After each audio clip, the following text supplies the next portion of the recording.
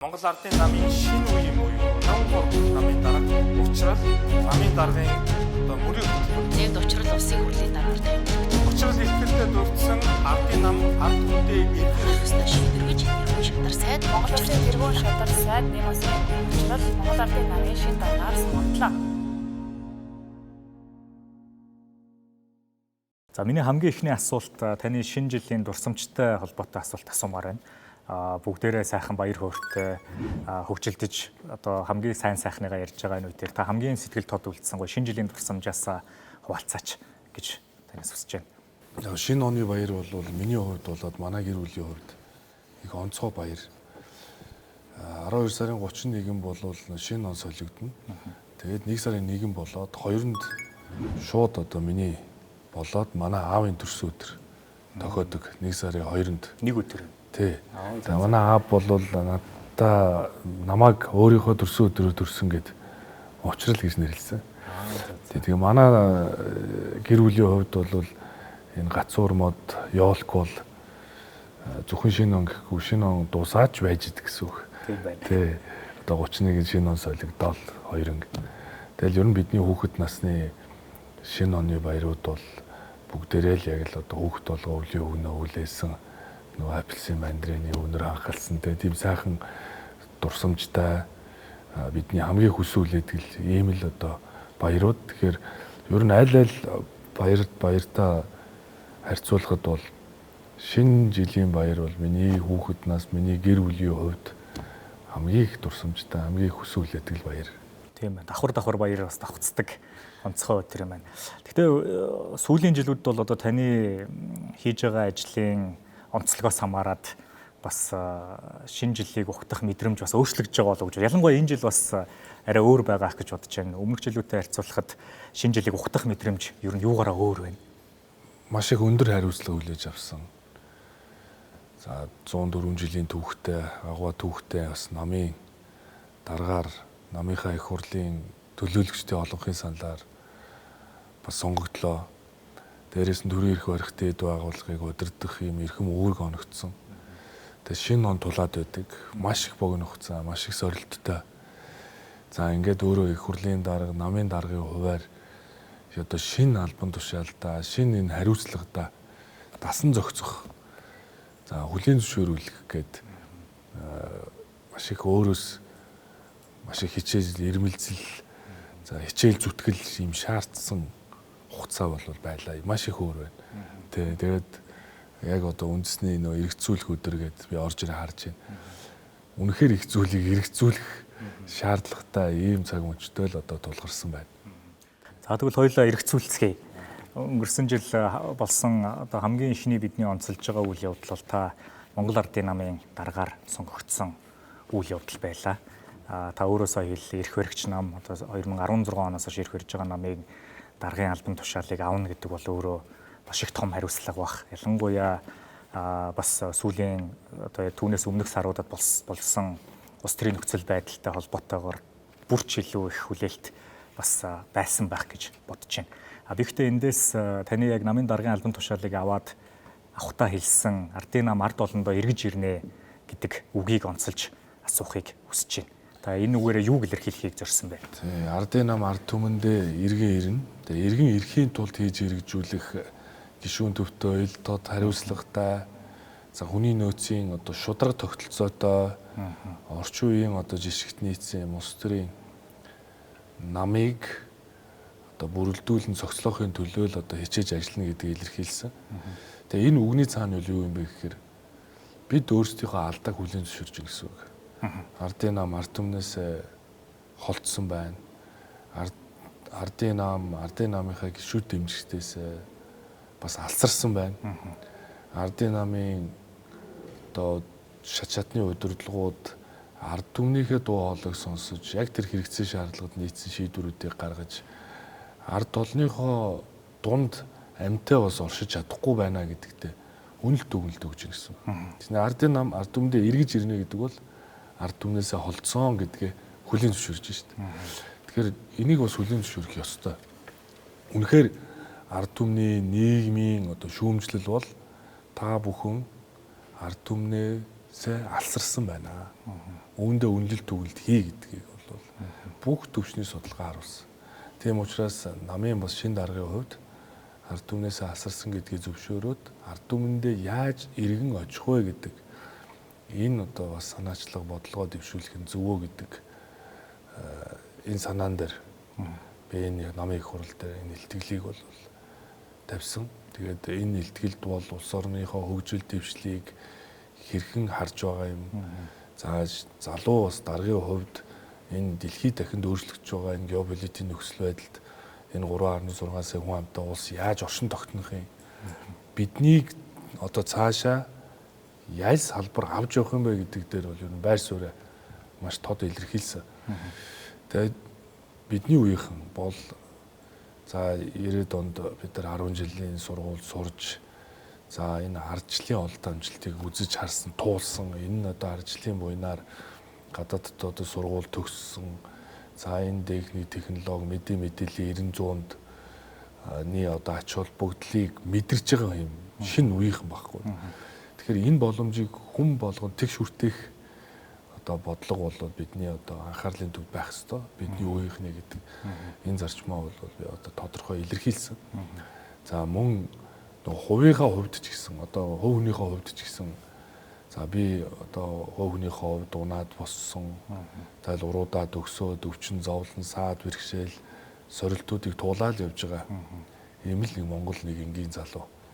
Тэгэхээр миний амьдрал тохиолсон одоо тэр сорилтыг тэр өвчин зовлон саад бэрхшээлийг би сэтгэлийн тэнхээгээр дээрээс нь ард олныхоо итгэл дэмжилгээр маш олон одоо ээжүүд, эмэгтэйчүүд, эхчүүд, манай намын гишүүд, дэмжигч, миний найз нөхөд, журмын нөхөд бүгдээрээ одоо танихгүй маш их хүн уучрал босоод ирээсээ залуу хүн улс орондоо ихийг хийж бүтээгээсэй гэж өглөө болгон сүүгээ өргөж байснаа над руу одоо бас дурсан ярьж захиа занаа бичиж надтай хамт манай гэр бүлийнхэн миний ээж аав тэгээ эхнэр гэр бүлийнхэнтэй хамт одоо миний төлөө сэтгэлэн зовсны олон түмний итгэлээр би бас эргэн ирсэн. Тийм учраас энэ баярлсан сэтгэлээ илэрхийлээ. Эрүүл мэндийн салбарынханд за тэгэл над миний төлөө сэтгэл гаргасан хүн болгонд нэг баярлснаа илэрхийлээгээд эргэн ирсэн мэн гэдэг номоо гаргасан.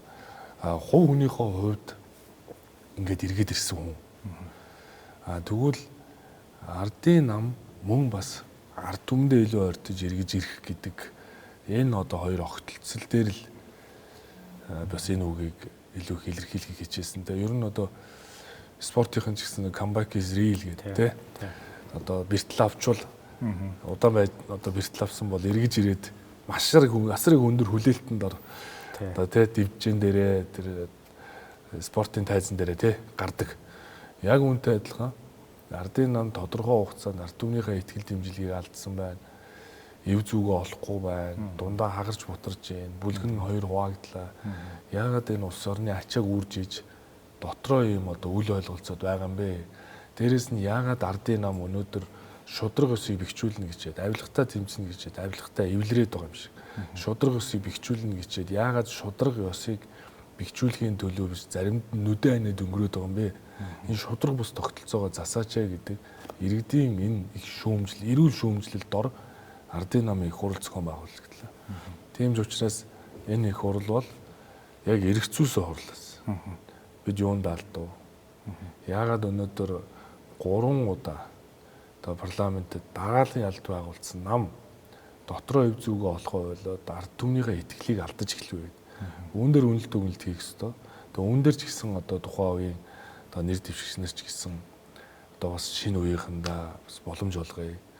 За энэ залуу үеийнхэн өөрсдөө энэ одоо намаа шинжлэх үйл хэрэг авч яваасаа гэдэг одоо утгаар бас одоо нэр дэвшигч нар маань нэрээ татаж зал дараагийн үедээ бас бидний үеийнхэнд энэ ачааны хүнд өгүүлэх хариуцлагын оног дуусна нь бас л намын бас нэг том шинжил. Дээрээс нь намыг бол би өөрөө нөгөө юм амьд организм гэж боддог. Хүүгэн бол өнөөдөр өвчин зовлон саад бэрхшээл хүндрэл сорилтуудаа тулгарч болно. Гэхдээ амьд организм учраас эмчилдэг. Одоо дасгал сургуул хийдэг, өөрийгөө нөхөн сэргээдэг. Тэг ингээд тэнхэрдэг, recover хийдэг явдаг. Тэр шиг би ч гэсэн ингээд дөнгөж эмнэлгээс гараад одоо дасгал сургуул хийгээд Тэг ингээд өөрийгөө нөхөн сэргээгээд дахиад энгийн амьдралд орохын төлөө тэр сорилтуудыг туулсантай адилхан нам ч гэсэн алддаг, ондог. Тэгээд тэр болгоноо засаад, сайжруулад, эмчлээд ингээд урагшилтай адилхан ардын нам алдсан алдаагаа дахиж алдахгүй тул засах.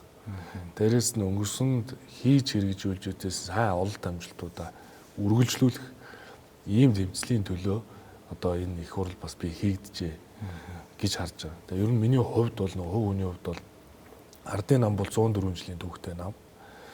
За 20 дугаар зууны бүтээн байгуулалтын түүх бол ардын намтай одоо салшгүй холбоотой. Маш их одоо сорилтуудыг давж ирсэн. Тухайн цаг үе болгоны удирдагч нар. Гэхдээ дандаа улс орныхоо эрх ашигын төлөө одоо халуун айн бүлийн цусаа зориулсан эцэг өвгдийн энэ их тэмцэлд одоо үүсэж бүрэлдсэж өнөөдрийг хүртэл одоо уламжил шинжилгээ ослуулж байгаа нам. Тэгэхээр миний хувьд ч гэсэн хэдийгээр би залуу одоо намын дараагаар сонгогдсон хэдий ч манай намын онцлог орвол өөрөө уламжил дээрээ суурилдаг. Ийм нам. Тэгэхээр одоо энгийнээр бол одоо би одоо нэг хүү хамтлаг шиг те За. байгаасаа гэж би боддیں۔ Аха. Хүү хамтлаг бол одоо Монголын дээл хувцсыг орчин цагтаа гоё нийцүүлж тэгээ шинэ дизайн ингээ дахид тодорхойлсон байна. Хүү хамтлаг бол гоё морин хуурыг цахилгаан болгосон юм байна. Тэ зүгээр энгийн ингээд айлд байдаг хүн морин хуур шиг биш цахилгаан залгачж болдог. Тэгээ хөгжмийг нь орчин үеийн хөгжмөнтэй нийлүүлээд одоо ийм орчин үеийн чиг хандлагад нийцсэн ийм анхаарал татгууц болгож чадчихна гэдэгтэй адилхан ардын нам бол цаашдаа одоо хүү хамтлаг шиг тэгээ уламжлал алдахгүйгээр орчин үеийн инновац, технологи, шинжил өөрчлөлтийг хийх нам болохоос биш өнгөрснөө үгүйсгээд зөвхөн шинэ үеийн одоо бодол санааг шингээдэг биш. Уламжил дээрээ суурилсан шинжилгээг хийх зорилгоор залуу намын дарагтай. Гэхдээ манай намд бол 104 жилийн түүх энэ намын төлөө итгэл үнэмшлэрээ үргэлж одоо дэмжиж санаа зовниж ирсэн олон мянган гишүүд дэмжигчнэр маань энэ залуу намын дарагтайгаа нэгдээд Ахмад дунд залуу үеийнхаа энэ алтан хэлхээн дээрээ шинжилгээ хийж чадвал энэ амьд организм учраас олонний итгэл дэмжлэгийг авч ардын нам ард түмэндээ дахин эргэж очих байхаа гэдэгт бол эргэлзэхгүй. Тийм ч учраас одоо их хурлын дарга, намын даргын хувьд тэгээ гүйцэх засаглалтаа хяналт тавьдаг. Намынхаа одоо мөрийн хөтөлбөр бид нар чинь 24 он мөрийн хөтөлбөрөөр дэвшүүл сонгуульд орсон. Би үндэсний хэмжээнд одоо мөрийн хөтөлбөр дээр үнэлгээ хийх гэж байна. Одоо бүрэн үнэлгээ хийж дуусгана. Тэгээд мөрийн хөтөлбөрөө биелүүлэхгүй байгаа дээрээ бид нар анализ хийх ёстой. Тэгээд сая Монгол Улсын засгийн газрын 5 жилийн үндсэн чиглэлийг эдийн засгийн хөгжлийн сайд багтаа бас хариуцж ажиллаж ирсний хувьар тодорхой индикаторууд тавьсан байдаг. Одоо хэмжиж нэгжүүд авилгын төсөөлийн индексээр одоо эхний 105-д оромж гэдэг юм уу? Эдийн засгийн хэрэгжүүлээний индексээр эхний 73 байранд оромж гэдэг юм уу? Энэ бол нөгөө тоон хэмжигдэхүүн тавиад үүнд хүрэхийн тулд ямар ажлууд хийх вэ гэдгийг тавьдагтай адилхан мөрийн хөтөлбөр дээр биелсэн биелээгүйгээ дүгнээд цаашаа урагшаа хараад явна. Ингээд 28 онд ардын нам ард түмэндээ дүнгээ тавил. Тэгэхээр эцсийн үр дүнг ард түмэнд тавих гэж байгаад ард түмний алсаасаа алсарчаад яаж одоо ард түмэндээ дүнгээ тавиулах вэ гэдгийг бол одоо эргцүүлэх ийм одоо цаг юм аа. Тийм учраас ардын намыг ард түмэнд нэргэж авчрахын төлөө ардын намынхаа гишүүд дэмжигчдийн дуу хоолой энэ өнөөдөр энэ 300 мянга гаруй гишүүд дэмжигч ард түмний төлөө энэ эгэл 90 мянган гишүүд дэмжигчдийнхаа итгэлийг буцаас эргээхийн төлөө ажиллахгүй бол одоо манай одоо намын гишүүд бол энэ одоо өнгөрсөн хугацааны үйл явдал маш их сэтгэлэн зовсон. Тэгээ одоо яагаад эвдрээд байд, яагаад үл ойлголцоод байд, яагаад намынхаа энэ улс орныхоо эрх ашгийг бодж болдгоо юм ба гэж. Тэгэхээр би бас албан ёсоор намынхаа гишүүдэд ард түмэндээ өнгөрсөн цаг хугацаанд бас үл ойлголцож дотооддоо одоо улс төрийн нөхцөл байдал одоо ийм хурц төвшөнд аваачиж та бүхнийхээ сэтгэлийг жилээсэндээ бас хүлцэл өчөө гэж бас хэлмээр байна.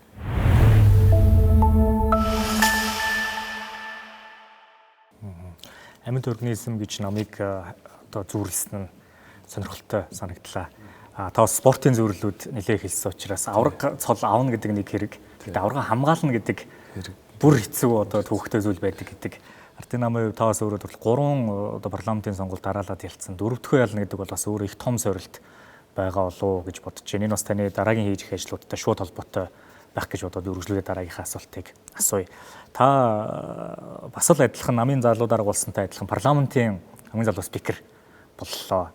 Залуу гэдгийг дагалдаад бас их хүлээлт арай өөрөөр үүсэж байгаа болов уу гэж бодож байна. Залуу гэдэг үгийг автоматар шинжилэл шин уур амьсгал гэж дагаад явдагтай адилхан одоо яг залуу спикерийн хувьд яг парламентод та ямар шин салхи, шин зүйл оруулж ирэхийг зорж ийн вэ?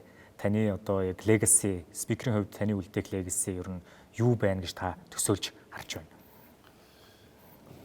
За парламентын дарга бол улс төрийн 5 намын эвслийн төлөөлөлтөө шин одоо үндсэн сонгуулийн хуулийн дагуу 126 гишүүнээс бүрдсэн парламентын дарга. Дээрэс нь энэ удаагийн парламентын нэг онцлог бол өөрөө жагсаалт буюу салбарын төлөөллүүдийг оролцуулсан ийм парламент. Тэгэхээр нөгөө зөвхөн тойргийн биш тухайн салбарын эрх ашигыг төлөөлж байгаа. Үйлдвэрчний хэвлэлийнхнийг төлөөлдөг ч юм уу, багш нарыг төлөөлдөг ч юм уу, эрчим хүчний салбарыг төлөөлдөг ч юм уу, тэ эрүүл мэндийн салбарыг төлөөлдөг ч юм уу, төлөөллийн зарчмыг хангуулсан. Нэг талаасаа салбаруудын эрх ашиг, нөгөө талаасаа тойргуудын эрх ашиг ингээд хангагдсан баг парламент, одоо баг ард түмэн гэж ойлгож болно. Тэгэхээр надад бол би бол одоо 2 юм дүртэйгээр ажиллаж ийн гэсэн үг. Парламентын даргын эндэр дээр бол би улс төрийн 5 намын эвслээс бүрдсэн Монголын төрийн эрх барих дээд байгууллагын хуралдааныг даргалж байгаа. Буюу 126 гишүүн тэгш боломжийг олгох. Их хурлын гишүүний бүрийн эрхийг хүндэтгэх зөв хуралдаан даргалагчид. Тэгэхээр надад бол нэг юм том сорилт байна. Нөгөө намын даргын дүрийг бол парламентын спикерийн эндэр дээр гаргаад байх нь бол цохимжгүй. Тийм ч учраас би бол одоо арчсан намынхан ч тэр одоо бусад намынхан ч тэр би хүндэтгэлтэй хэлдэг. Би улсын их хурлын гишүүн үгээ хэлэх, үзэл бодлоо илэрхийлэх, хуулиар олгогдсон бүр эрх нь үргэлж хүндэтдэг. Тэрнээс биш эрх баригч намын даргын дүрээр парламентыг одоо удирдах нь бол утгагүй зүйл юм аа. Тийм учраас надад ийм нэг 2 дүр одоо хэрэгтэй болж таарж шít. Тэгээ би парламентын эндэр дээр бол нэг спикерийн хуваар нам дээрээ бол би нэг намын даргаар, нийгэмд бас нэг намын даргаар. Гэхдээ энэ 2 позицийг зөв хослуулж чадвал парламент өөрөө илүү хүчирхэг байна. Тэгээ улс төрийн эрх мэдлэр одоо манай олонхын одоо бүлгээс оруулж байгаа санал шийдвэрүүд дээрээс нь нэгэнд Монгол Ардын нам засгийн газрыг олонх болсны үед байгуулж байгаа бол засгийн газрынхаа гишүүдэд илүү одоо шаардлага тавих, хариуцлага жуулах, мөрийн хөтөлбөрийн биелдүүдийг нь хянах гэдэг талаараа бол улс төрийн эрх мэдлэрээ дамжуулж гүйцэд засаглалын ажлыг хурцгахад одоо шахалт үзүүл, шаардлага үзүүлж ажиллаж болно. Тэгэхээр ингэж 2 талаар харж байгаа. Тийм ч учраас би бол арчсан намын бүлгийнхэнд за мөн одоо хүн нам үндэсний эвсэл иргэний зориг наваа намынханд бол маш хүндэтгэлтэй ханддаг. Цаашдаа ч гэсэн энэ бол арчилсан орон, парламентын засаглалтаа орон. Миний хувьд өөрөө парламентын засаглалтаа бол үргэлж одоо итгэл үнэмшил өндөртөө миний сурсан, мэдсэн, олж харсан, миний өсөж боодсон цаг үеийн энэ ардчлалын он цаг үед би өс төрсэн залуу хүн. Тэгэхээр энийг бол үргэлж хүндэтгэн. Тийм учраас улсын их хурлын даргын хуваар энэ чөлөөлөе гэдэг байгаа санаачлагыг дэвшүүлсэн юм аа. Тийм ч учраас эдийн засгийн хөгжлийн сайдаар ажиллаж байхад сая одоо эхлүүлсэн хууль маань одоо Монгол Улсын ерөнхий сайд Зандан Шатар дарга сая их хурлд бас өргөн мэдүүлсэн. Тэгээ дээрээс нь Зандан Шатар даргын би дэргэд тэргүүн шадар сайд, эдийн засгийн хөгжлийн сайд буюу бид засгийн газрынхаа 5 жилийн чиглэлийг хамт боловсруулсны хувьд Зандан Шатар даргын барьж байгаа бодлого үйл ажиллагаа бол надтай бол одоо нэг үзэл баримтлалын хувьд нэг. Яг тэр би бол тэр хүний дэргэд тэргүүн шадар сайд байсан. Дээрээс нь хамтарсан засгийн үед би хэрэглэхийн дарга байсан. оюурд нь ерөнхий сайдын үед. Тэгээд тэр үед 4 жилийн засгийн газрын үйл ажиллагааны хөтөлбөрийг тухайн үеийн одоо ганц төмөр дарагтай хамтарч бий боловсруулсан. Оюурд нь дарга манлайлж. Тэгэхээр тухайн үед боловсруулахдаа засгийн газрын 4 жилийн үйл ажиллагааны хөтөлбөр одоо бид нар хэрэгжүүлж байгаа шүү дээ. Тэрний нэг бүлэг нь өөрөө эдийн засгийн хэрэгжил. Хувийн хвшлийг дэмжих, зах зээлдэх төрийн оролцоог бууруулах гэдэг. Энэ чинь нэг намын бодлогосод байх юм байхгүй. Энэ бол өөрөө яг нөгөө засгийн 4 жилийн хөтөлбөр байхгүй.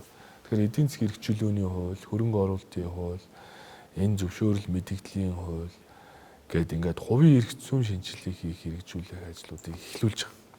Тэгээ ер нь дүрм журам, саадтыг, гогтгийг бууруулах, чөдөр тушаагнаас салгах ард түмэндээ бид нэр их тийм том гавьяа байгуулж гайхамшиг бүтээж өгч чаддгүймаа гэхэд ядаж заливаа зүйлд орон зайг бий болгож явах хэрэгтэй л гэж биний итгэл үнэмшил бол.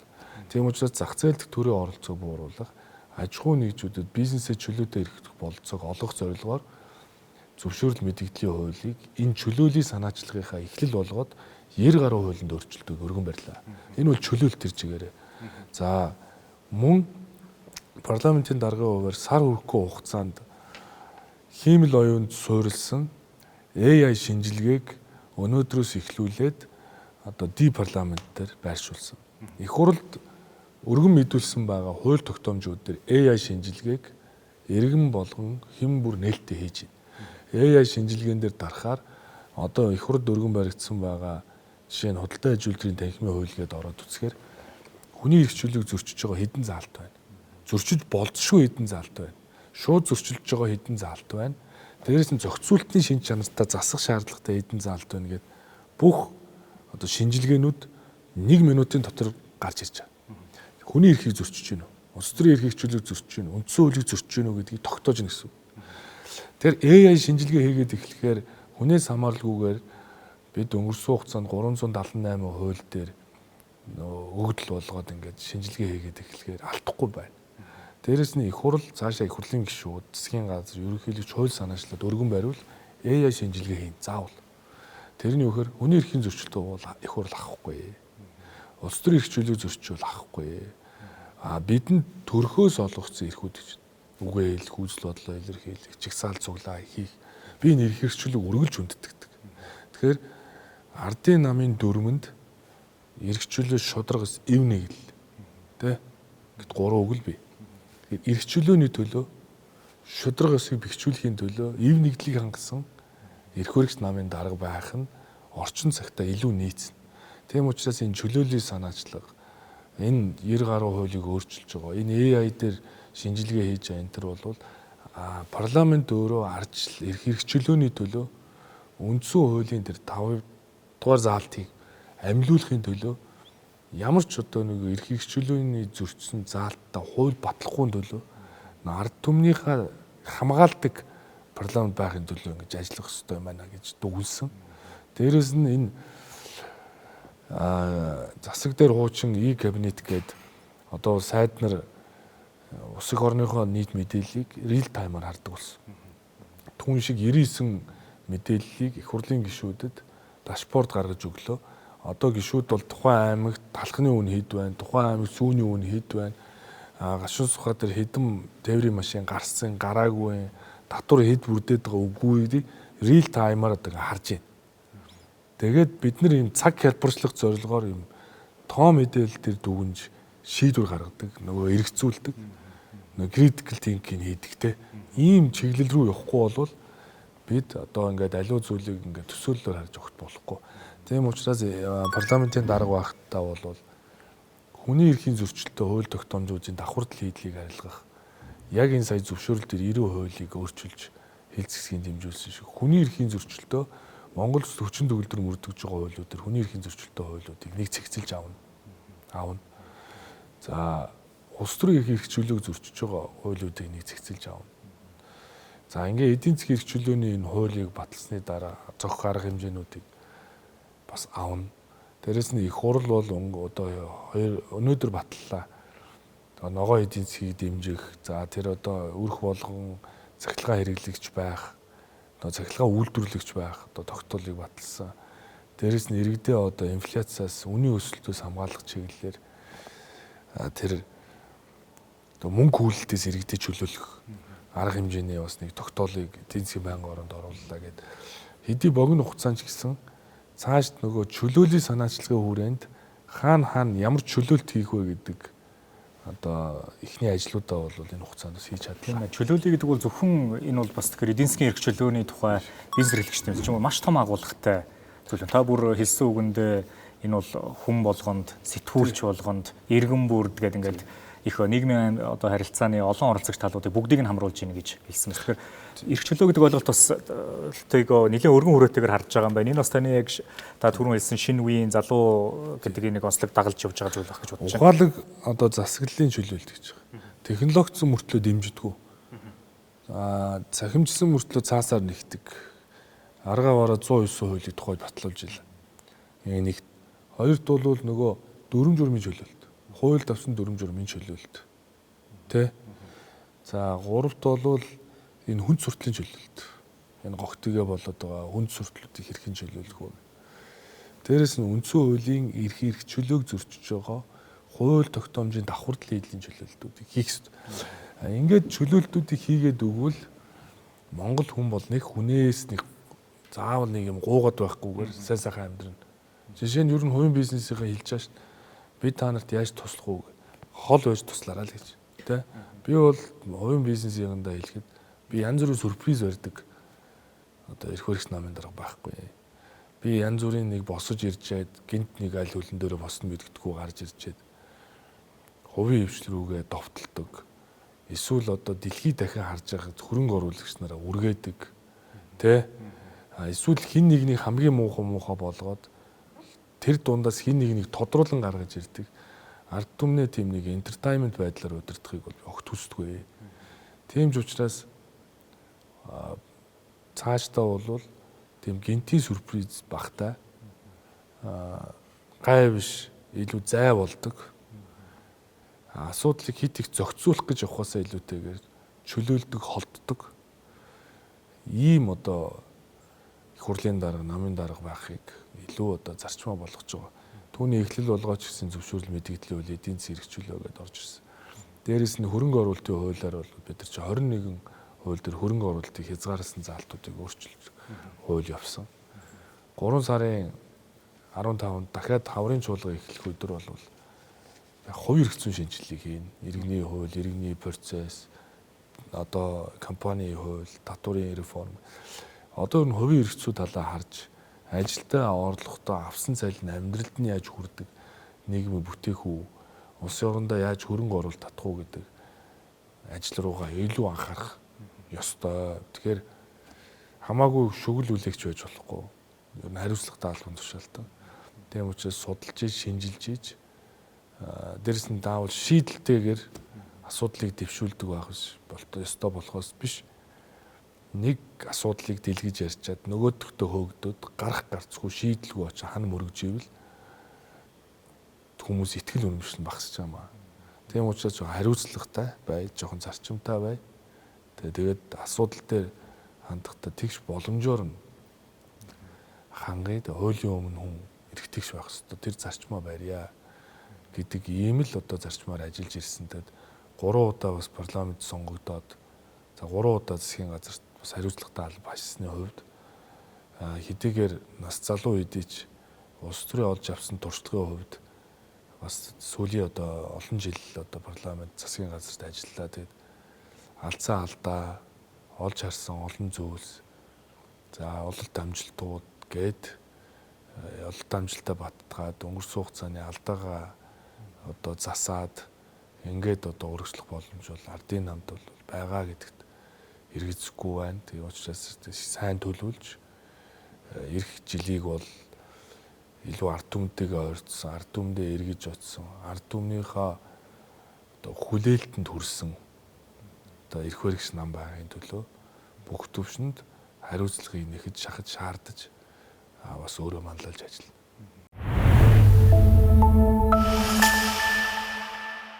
Яг таны ярианаас уламжлал шинжилгэлийн огтлцол гэж ярьж ирсэн хяналт тэнцлийг хангангаа технологийн дэвшлийг хэрэгжүүлж нэвтрүүлнэ гэдэг энэ AI-тай холбоотой асуултыг жоохон өргөжлүүлээд асуумаар санагдчихлаа. Ялангуяа одоо хуульд садаа чидрүүлж байгаа хязгаарлагч хүчин зүйлсүүдийг тодорхойлоод ер нь энэ одоо улс төрд ялангуяа ингээд энэ парламентад AI ингэж ашиглахад манай одоо парламент хэр бэлэн байна гэж та харж байна. Та өөрөө захин хөгжлийн яамны сайдаар ажиллаж байгаа энэ бүх ажлуудын эхлэлийг тавьсны хувьд дахиад цаашаага ер нь манай улс өөрөө бас бус нутагтаа яг энэ технологиороо нэлээд тэргүүлэгч болцсны хувьд ямар жишгүүдийг шинээр тогтоож дахид цаашаага анхаарч ажиллана гэж харж байгаа вэ?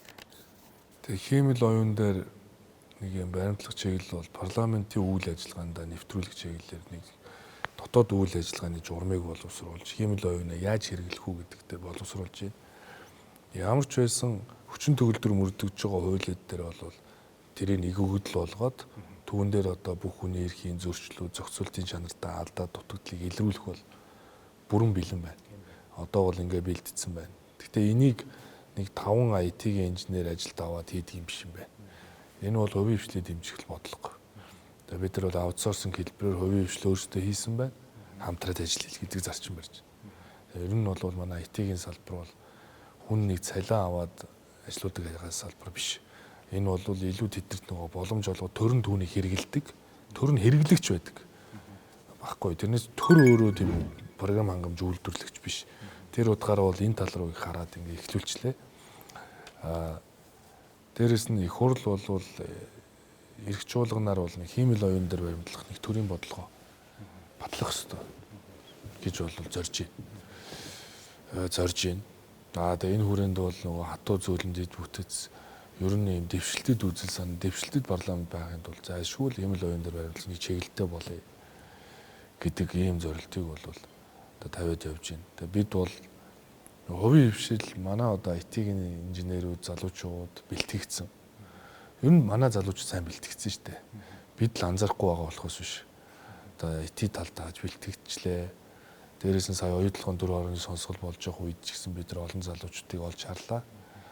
Дээрээс нь яг тухайн үед оюутлогын гэрээ анх байгуулагдж явах үед бол харцангуй нөгөө хүний нөөцийн хувьд бас тийм бүрэн бэлэн биш байсан баг. Сая орономайнигтэй хийх гэрээний үеэр бол ажиглагдж байгаа нь Монгол мэрэгчлэгүүд өөрсдөө санхүүгийн модельээ гадныхан тулгаж өгөөжөө тооцож чаддаг болсон юм байна. Монгол залуучууд тухайн одоо хөрөнгө оруулагч татаа өөрсдийнх нь хэлээр мэрэгжлийнхаа дагуу одоо зөв хилцээр бас хийж чаддаг болсон юм байна. Цаг үе нь ингээд өөрчлөгдөж байна. Ингээд цаг үе өөрчлөгдөөд залуучуудын чадвар чансаа ингээд дээшлээд эхлэхээр бид бол ингээд хөрөнгө оруулалтыг татдаг дэлхийн нийтийн сонирхол татсан одоо үндэстэн болох улс болох болцоо шүү дээ. Тэгээ түүнийг ингээд мэдрээд ер нь энэ эрхчил бол гадны хөрөнгө оруулагч нарыг өрн дуудсан ийм одоо жил би илүү байгаасаа тэгээ түүний үндсэн дээр тэр орж ирэх урсгал нь өрх болгон руу хуржтэй ингээд авсан цалин амьдрал ахуйд нь хүрдэг ийм нийгмийг бүтээгчл өнөөдөр бид нэр одоо ажиллаж байгаа шүү дээ. Миний хувьд ч гэсэн би бас одоо түрүү хэлсэн нөгөө хувийнхоо хувьд бас хүндрэл саад сорилтыг даваад явж байгаагийн хувьд надад бол яг байгаа цагтаа улс орныхоо төлөө чин сэтгэл итгэл үнэмшлээрээ ингээд зүтгэе гэдэг бодол байдаг болохоос хүн ер нь амьдралын юу үнцэнтэй вэ гэдгийг ойлгоод ирсэн бол тэгээ юунд фокуслох, юунд анхаарах уу гэдгийг ойлгодог болдог. Тэгээ би амьдралын үнцнийг ойлгож байгаа хүний хувьд өөрөө очдоо сайн сайхан нийгэм үлдээхийн төлөө хичээж ирсэн. Тэгэхээр эргэн ирсэн нь бол би бас учиртай, хувь өрөөлтөө гэж өөрийгөө боддог. Тийм ч учраас энэ хариуцлагатай албыг авсны хувьд түүхэнд бас тод мөр хөлдөөс хэдэн шийдвэр гаргаж хооч үедээ тэ сайн сайхан амьдрахад нь том хувь нэмэр оруулах ёстой. Энэ яг ядаж энэ эхлэлийн би тавих ёстой шүү гэдэг ийм итгэл үнэмшилтэйгээр л ажиллаж байгаа. Та бас сая дурдлаа Ронотой хэлэлцээр гэдэг. Та бас энэ ажлыг засгийн газарт ажиллаж ирсэн хүний хувьд бас тэргүүлж манлайлж ажилласан.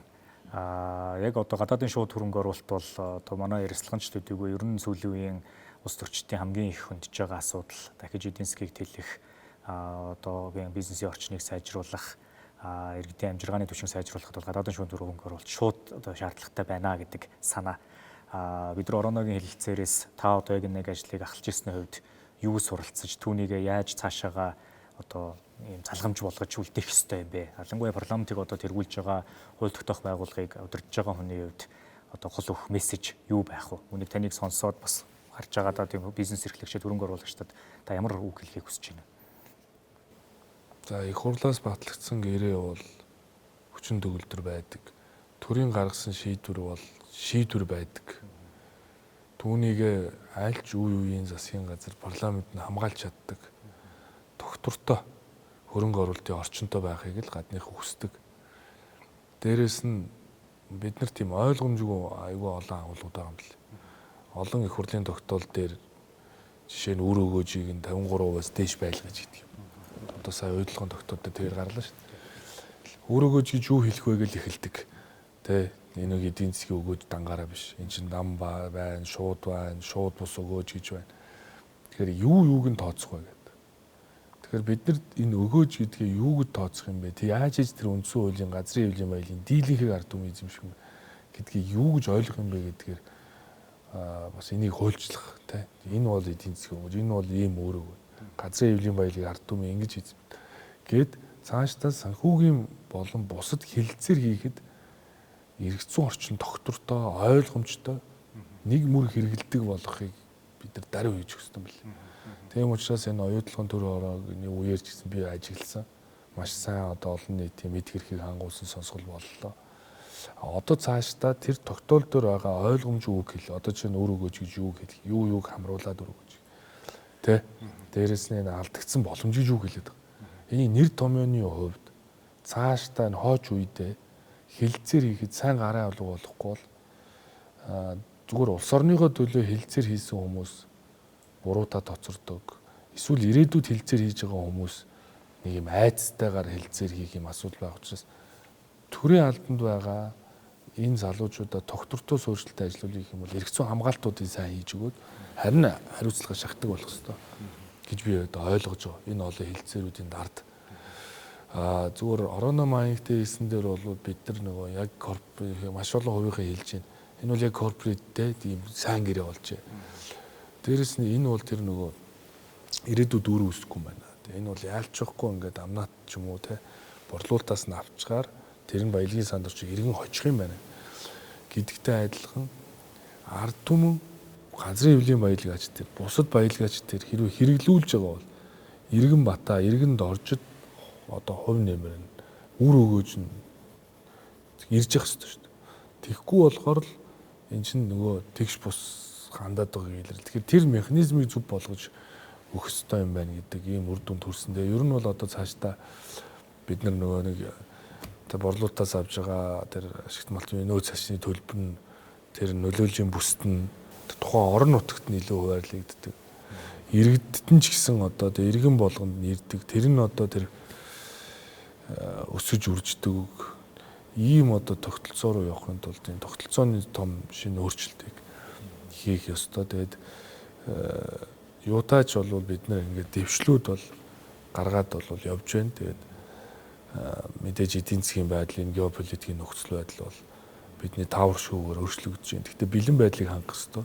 Энд одоо бензин шатгуун ховордлоо гэж зүгээр сууж болох биш. Тэгээд энд ажиллаа хийх ч гэсэн нөгөө талаас цаашаа яаж энэ хараат байдлыг багасгах юм бэ? За тэгвэл тэгээд тэр сэргийгтгэж ч юм уу чи ашиглах юм уу? Ямар арга зам байна гэдэг ингэж давхар хэлж явахгүй бол ингэж явсаар байгаад хомсдол ингээд үүсгээр хариултгүй болдог байж болохгүй. Тийм учраас бол бид нар бол тэр тал руу илүү анхаарах хэрэгтэй гэдэг утгаараа л ажиллаж байна.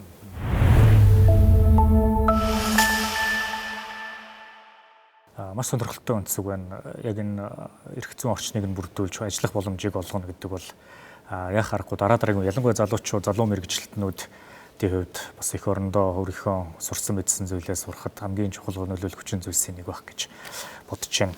Би сүүлийн хэсгийг бас яг шинэ жилийн үдэш байгаа учраас жоохон хөнгөн чөлөөтэй явахыг хүссэн.